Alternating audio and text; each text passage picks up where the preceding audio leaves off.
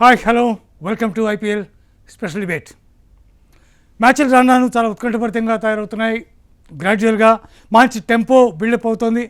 200, 230, 240, 250 ఎంత స్కోర్ చేసినా సరే వాటిని చేంజ్ చేసే పరిస్థితి కనిపిస్తోంది. చాలా తీవ్రమైనటువంటి ఇంటెన్సిటీ కనిపిస్తుంది ఐపీఎల్ ఫైనల్ స్టేజ్కి వస్తున్నటువంటి కొద్దీ. గ్రూప్ స్టేజ్లో మొదటి అంచె మొత్తం అయిపోయింది. కొన్ని టీమ్స్ 9 మ్యాచెస్ ఆడాయి, కొన్ని టీమ్స్ 8 మ్యాచెస్ ఆడాయి. ఒకసారి పాయింట్స్ టేబుల్ ఒకసారి చూద్దాం. పంజాబ్ కింగ్స్ టాప్లో ఉంది. ఒక మ్యాచ్ ఓడిపోయినప్పటికి కూడా 8 మ్యాచెస్ 6 ఆడింది, 1 ఓడిపోయింది. ఒక మ్యాచ్ మాత్రం డ్రా అయింది. ఆ కారణంగా 13 పాయింట్లతో గ్రూప్ టాపర్గా ఉంది. తర్వాత రాయల్ ఛాలెంజర్స్ బెంగళూరు 8 మ్యాచెస్ ఆడింది, 6 మ్యాచ్లు గెలిచింది, 2 మ్యాచ్లు ఓడిపోయింది. మొత్తం మీద చూస్తే 12 పాయింట్లతో సెకండ్ పొజిషన్లో ఉంది. ఎస్ఆర్హెచ్ అద్భుతమైన పెర్ఫార్మెన్స్ చేస్తోంది. గ్రాడ్యువల్గా 9 మ్యాచ్లు ఆడింది, 6 మ్యాచ్లు గెలిచింది. 9 మ్యాచ్లు ఆడింది, 6 మ్యాచ్లు గెలిచింది, 3 మ్యాచ్లు ఓడిపోయింది. 12 పాయింట్లతో థర్డ్ పొజిషన్లో ఉంది. ఇకపోతే రాజస్థాన్ రాయల్స్ ఇది కూడా 9 మ్యాచ్లు ఆడింది, 6 మ్యాచ్లు గెలిచింది, 3 మ్యాచ్లు ఓడిపోయింది. 12 పాయింట్లతో ఫోర్త్ పొజిషన్లో ఉంది. అంటే దాదాపు టాప్ 4 టీమ్స్ దాదాపు కన్ఫామ్ అయినట్టుగా కనిపిస్తోంది. అంటే ఒక రకంగా చూస్తే టాప్ టీమ్స్ అన్నీ కూడా ఆల్రెడీ వచ్చేసాయా అనే పరిస్థితి కనిపిస్తోంది మనకి. నిన్న జరిగినటువంటి మ్యాచ్లో ముంబైతో జరిగినటువంటి మ్యాచ్లో అత్యద్భుతమైనటువంటి పెర్ఫార్మెన్స్ సన్ రైజర్స్ హైదరాబాద్ ఊహించలేదు. భారీ టార్గెట్ని చేశారు అద్భుతంగా. చాలా బ్రహ్మాండమైనటువంటి మ్యాచ్. అలాగే ఇవాళ జరగబోయేటటువంటి match GT versus Royal Challengers Bengaluru ప్రస్తుతానికి సెకండ్ పొజిషన్లో ఉంది, జీటీ 5th పొజిషన్లో ఉంది. జీటీ కూడా టాప్ 4లోకి వచ్చే అవకాశం ఉంది, కానీ పెర్ఫార్మెన్స్ చూస్తే అంత గొప్పగా అనిపించట్లేదు. చూడాలి ఇవాళ మ్యాచ్ ఎలా ఉంటుందో. మనతో పాటు ఇవాళ మ్యాచ్ అట్లాగే నిన్నటి మ్యాచ్లో ఏం జరిగింది చెప్పడానికి మనతో పాటు ప్రముఖ first class cricket umpire at the same time ప్రముఖ క్రికెట్ అనలిస్ట్ రామ్ ప్రసాద్ గారు మనతో ఉన్నారు.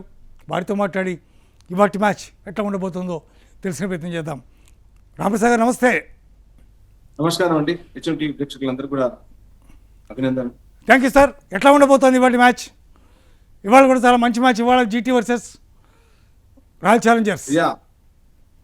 ఇక్కడ మనకు టాప్ 4లో ఉన్న జట్టు ఒకటి, అలాగే టాప్ 4 తర్వాత అంటే 5th లో ఉన్న జట్టు ఒకటి. సో ఈ జట్ల మధ్య జరగబోయే మ్యాచ్ లోపల డెఫినెట్ గా అంటే చాలా పాయింట్ల అంతరం ఉంది, 4 పాయింట్ల అంతరం ఉంది ఈ రెండు జట్ల మధ్య లోపల. అలాగే ఈ రెండు జట్టులో ఉన్న స్క్వాడ్స్ కూడా చాలా అద్భుతంగా ఉన్నాయి. ముఖ్యంగా గుజరాత్ అంటే లేటెస్ట్ గా ఆడుతున్న గుజరాత్ మాత్రం చాలా చక్కగా ఆడుతుంది. శుభ్మన్ గిల్ ఫామ్ లోకి వచ్చాడు.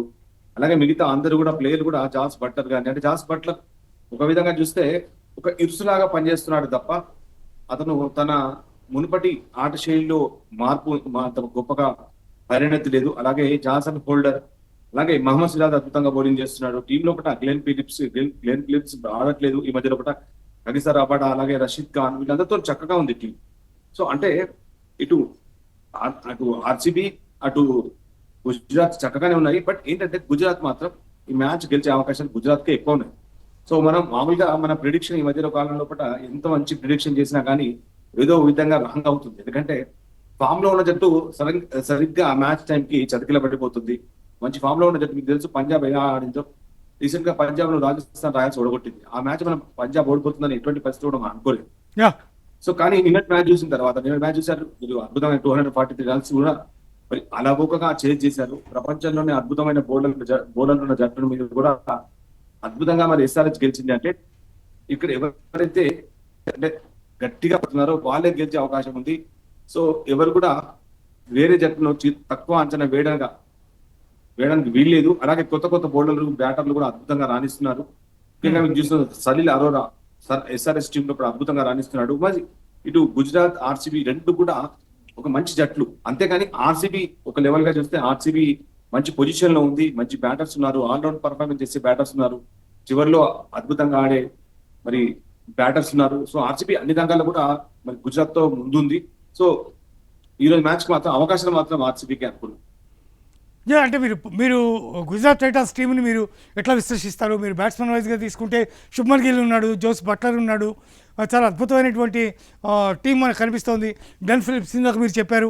అట్లాగే సాయి సుదర్శన్ లాంటి అద్భుతమైనటువంటి సెంచరీన్ అనేటువంటి బ్యాట్స్మెన్ వాళ్ళ టీంలో ఉన్నాడు. మరోవైపు కనుక మీరు చూసినట్టయితే ఆల్రౌండర్స్లో కూడా మీకు మంచి ఆల్రౌండర్సే ఉన్నారు. ముఖ్యంగా వాషింగ్టన్ సుందర్ లాంటి ఒక మంచి ఆల్రౌండర్ వాళ్ళ దగ్గర ఉన్నాడు. అట్లాగే జాసన్ హోల్డర్ వెస్టిండీస్ టీంకి వెన్నెముకగా నిలిచినటువంటి అద్భుతమైనటువంటి ఆల్రౌండర్ ప్లేయర్ జాసన్ హోల్డర్ ఉన్నాడు.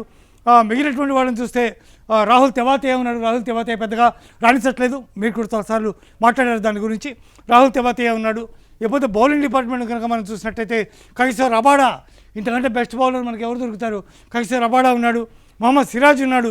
ప్రసిద్ధి కృష్ణ ఉన్నాడు. మానవ్ సుత్తర్ ఉన్నాడు. అద్భుతమైనటువంటి టీం కంపోజిషన్ మనకి కనిపిస్తోంది. అయినా ఎక్కడ గుజరాత్ టైటన్స్లో మీకు డిఫరెన్స్ తేడా ఎక్కడ కనిపిస్తుంది? ఎందుకు గెలవలేకపోతుంది? అంటే ముఖ్యంగా అంత గొప్ప ఫామ్ లో ఉన్న ప్లేయర్స్ లేరు. అంటే ప్లేయర్స్ అందరూ ఉన్నారు. తెలుసు శుభన్ గిల్ ఉన్నాడు. T20 వరల్డ్ కప్ లో అతన్ని సెలెక్ట్ చేయలేదు. సో అతని ఆట తీరు కూడా పూర్తిగా T20కి సెట్ కాదు. అతను ఎంత వేగంగా ఆడినా అతని గేమ్ స్టైల్ మాత్రం అటు 50 ఓవర్స్ కి తగ్గట్టుగానే మనకు కనిపిస్తుంది.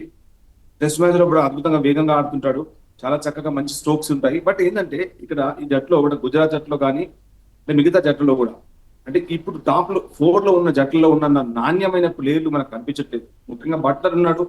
అతను ఇప్పుడు నాకు తెలిసి T20 అంటే వైట్ బాల్ లో కూడా చివరి దశలో ఉన్నాడని అనుకుంటున్నాను. అతను టెస్ట్ మ్యాచ్ కూడా ఈ మధ్య కాలంలో ఆడట్లేదు.